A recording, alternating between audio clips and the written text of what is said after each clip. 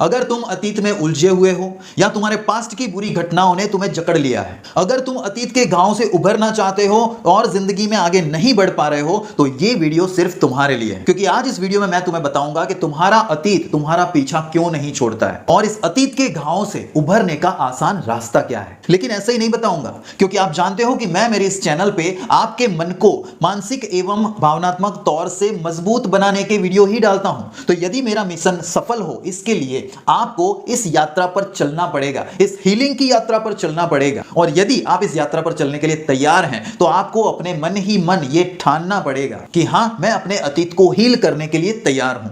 और इसके लिए आपको अपने इष्ट देव या माता पिता का नाम लेकर के कमेंट में लिखना पड़ेगा, संकल्प लेना पड़ेगा कि यस आई एम रेडी, मैं तैयार हूं। तो सबसे पहला काम यह कीजिए, कमेंट में अभी ही लिख दीजिए अपने माता पिता को या इष्ट देव को याद करते हुए कि मैं अपने अतीत को हील करके रहूंगा, और तभी आप अपने अतीत के बंधनों से मुक्त हो पाओगे। तो देखिए क्या होता है, कभी कभी हम सबके अंदर कुछ ऐसा टूट सा जाता है जो कभी बाहर दिखाई नहीं देता है। लोग कहते हैं कि समय सब कुछ ठीक कर देगा, लेकिन सच्चाई में आपको बताऊं तो समय कुछ भी ठीक नहीं करता है। जो कुछ भी ठीक करता है, जो कुछ भी हील करता है, वो होती है आपकी समझ। यदि आपके अंदर एक समझ है, तभी आप अतीत के घाव से उभर सकते हैं। तो आखिर अब बात यह है कि ये अतीत के घाव हैं क्या और ये कैसे होते हैं। मैं जानता हूं कि आप अपने अंदर कुछ ना कुछ दर्द लेकर चल रहे हैं। किसी का रिश्ता टूटा है, तो किसी ने धोखा खाया है, तो किसी का सपना बिखर सा गया है। आप लोगों को कहते हैं कि मैं ठीक हूं, लेकिन एक चुप सा दर्द आपके अंदर बैठा रहता है और वही दर्द आपके आज को चुरा लेता है। इसलिए आपने बार बार देखा होगा कि कुछ लोग एक ही गलती बार बार करते हैं, एक ही रिश्ता बार बार तोड़ते हैं, या फिर उसी डर में बार बार जीते हैं, क्योंकि वो जो पुराना जख्म था, वो जख्म तो अभी भरा ही नहीं। अतीत का दर्द हमारे सबकॉन्शियस माइंड में रिकॉर्ड की तरह चलता रहता है, जो हमें बार बार उसी स्थिति में लेकर वापस आ जाता है। और आप क्या करते हैं, आप बार बार उस दर्द को दबाते हैं, अपने अंदर सहते हैं,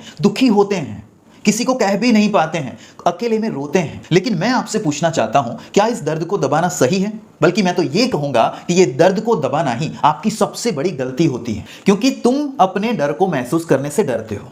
तुम्हें लगता है कि यदि मैंने अपने डर को महसूस किया तो मैं फिर से टूट जाऊंगा। लेकिन सच्चाई यह है कि दर्द को दबाने से वो खत्म नहीं होता है, बल्कि वो और भी जड़ें जमा लेता है। आज के इस मॉडर्न युग में, इस डिजिटल युग में, आप अपने दर्द को छिपाने के लिए बार बार स्क्रॉल करते हैं, इंस्टाग्राम खोलते हैं, रील देखते हैं। लेकिन ये सब कुछ कर लो, लेकिन आपका अंदर का जो खालीपन है वो कभी खत्म ही नहीं होगा। क्यों? क्योंकि ये जो हीलिंग है वो डिस्ट्रैक्शन से नहीं होती, बल्कि वो कनेक्शन से आती है। तो अब बात यह है कि ये कनेक्शन कैसे बनाएं, किस तरह से इस हीलिंग की शुरुआत करें। तो मेरे प्यारे दोस्तों, सबसे पहले आपको बताना चाहूंगा कि ये जो हीलिंग की शुरुआत है, वो हीलिंग की शुरुआत एक्सेप्टेंस से होती है। एक्सेप्टेंस यानी कि स्वीकार भाव। हीलिंग की जो पहली सीढ़ी होती है वो यहीं पर तो होती है कि हाँ, मैं ठीक नहीं हूं, लेकिन ये भी ठीक है। क्योंकि ये मान लेना और इसको एक्सेप्ट कर लेना कि हाँ, मुझे दर्द हुआ है, तो यही तो आपकी असली हिम्मत होती है। क्योंकि जो व्यक्ति भागना छोड़ देता है ना दोस्तों, वो फिर अपने अंदर, अपने भीतर की शांति तक पहुंच ही जाता है। याद कीजिए वो महात्मा बुद्ध ने क्या कहा था। महात्मा बुद्ध ने कहा था कि दर्द अनिवार्य है, लेकिन पीड़ा वैकल्पिक है।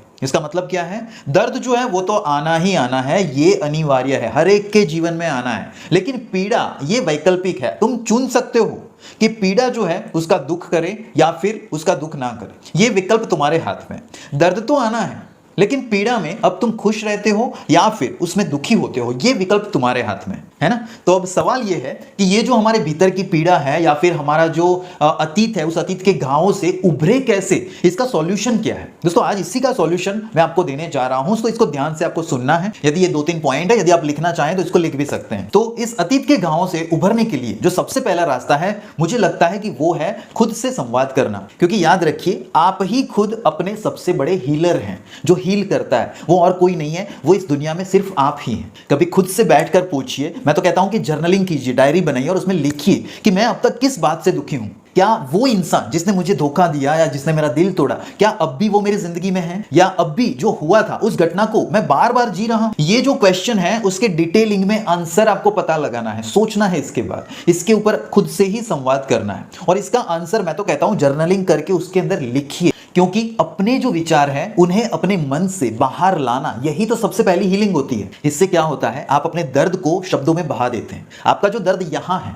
ठीक है, उस दर्द को आप यहाँ पेपर पे उतार देते हैं, आपकी नज़रों के सामने ला देते हैं। और जब आपकी नज़र के सामने आपका दर्द आता है तब दोस्तों आपको पता चलता है कि इसके अंदर दुखी होने वाली कोई बात ही नहीं है। ये जो चला गया ये पास्ट है, अतीत है। अब इसको बार बार याद करने से दुखी ही होंगे आप, कभी भी आपका जीवन नहीं बदलने वाला। लेकिन ये जब तक आपके सामने नहीं होता है, जब तक आप उस दर्द को यहाँ छुपा करके रखते हैं ना, जब तक इसको बाहर नहीं निकाल देते हैं, जब तक इसको बहाते नहीं हैं इस तरह से शब्दों में, तब तक दोस्तों आप उसी में फंसे रहते हैं। तो ये जरूर कीजिए, सबसे पहले आपको अपने आप से संवाद करना है। इसके बाद दूसरी जो चीज़ है, जो मेरा मानना है कि आपको अपने अंदर डेवलप करनी चाहिए, वो है फॉरगिवनेस, यानी कि माफ़ी।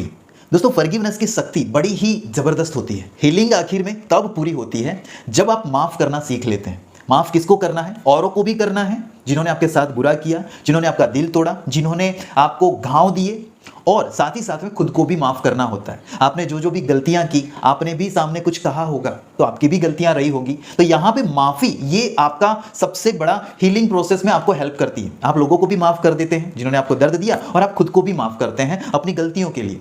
कभी कभी इंसान क्या होता है, गिल्ट में जीता है कि मैंने ऐसा क्यों किया, मेरी इस गलती की वजह से मेरा रिश्ता टूट गया, या मेरी इस गलती की वजह से आज वो मेरे साथ नहीं है। तो ये कभी कभी आप उस दर्द में, उस दर्द की वजह को खुद को मान रहे होते हैं। तो इसको आपको निकालने के लिए खुद को माफ़ी देनी होगी। आपको एक चीज़ याद है, नेल्सन मंडेला करीब 22 साल जेल में थे, लेकिन जब वो आज़ाद हुए, जब वो जेल से बाहर आए, तब उन्होंने तय किया था कि अगर मैं नफरत लेकर बाहर जाऊंगा, जिन लोगों ने मुझे कैद किया था उनके प्रति, इस सरकार के प्रति, उस सरकार के प्रति यदि मैं नफरत लेकर बाहर जाऊंगा तो मेरा ये शरीर तो आज़ाद हो जाएगा, लेकिन मेरा मन फिर भी कैद ही रहेगा। इसलिए ये बहुत ज़रूरी है दोस्तों कि आप लोगों को और अपने आप को माफ़ करना सीखें। इसके बाद अतीत को हील करने के लिए जो तीसरा सॉल्यूशन मैं आपको देना चाहूँगा वो है अपने माइंड और बॉडी का कनेक्शन, यानी कि वो बनता है किससे? मेडिटेशन से।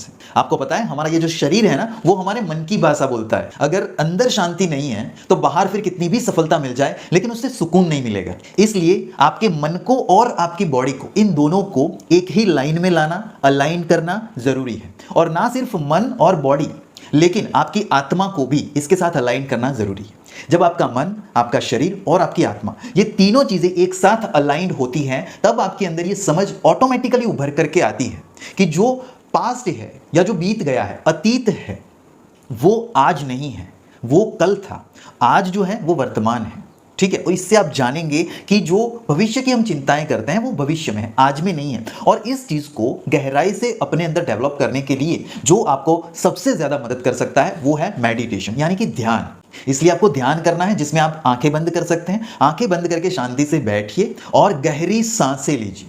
गहरी सांसों में जब भी आप इनहेल करते हैं या सांसें अंदर लेते हैं तो उस वक्त आप ये सोच सकते हैं कि हाँ, मेरे अंदर शांति स्थापित हो रही है, यानी कि मैं शांति को अपने अंदर स्थापित कर रहा हूँ, शांति को ले रहा हूँ। और जब भी आप सांस छोड़े उस समय आपको अपने दर्द को मुक्त करना है, यानी कि आप अपने दर्द से छुटकारा पा रहे हैं धीरे धीरे। और यही है हीलिंग मेडिटेशन, कि बिना कुछ बोले बस अपने साथ रहना। और इसके बाद आखिरी जो उपाय है वो भी आप याद रखिए, और वो चीज़ है दोस्तों बड़ी ही कारगर है, और वो चीज़ है लेटिंग गो, यानी कि लेट गो करना, छोड़ना, और उसके साथ ही एक नई शुरुआत करना।